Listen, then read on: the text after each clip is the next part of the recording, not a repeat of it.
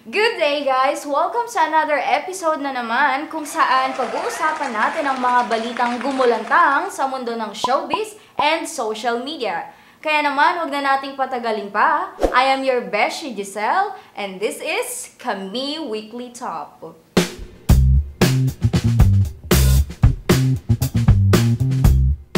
Recently, nag-trend sa social media ang pag-anunsyo ng mag-asawang Camille Prats and Vijay Yambao ng kasarian ng kanilang magiging anak. Sa pamamagitan ng isang guessing game, talaga namang naging exciting ang gender announcement na ito.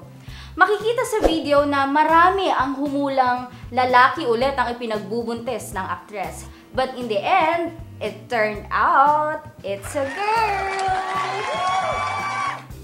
Samantala, marami ang namangha at pumuri sa amazing transformation ng kakambal ni Richard Gutierrez na si Raymond.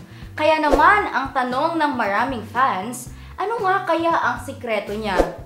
Dahil talaga namang amazing goals ang kanyang fitter and healthier body ngayon.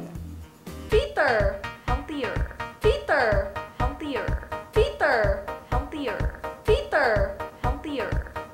Kamakailan lang isang video naman ang nagpatayo ng balahibo ng ilang netizens. Naging usap-usapan at bulong-bulungan ang fictional ghost na si Lucia Joaquin.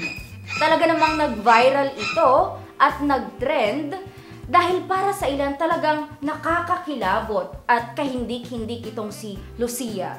Pero para naman sa ilan, hindi naman daw talaga ito nakakatakot.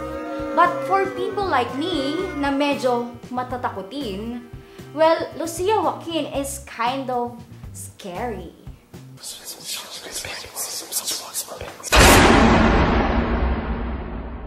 Okay, that's it for today guys. Maraming salamat sa pagtutok.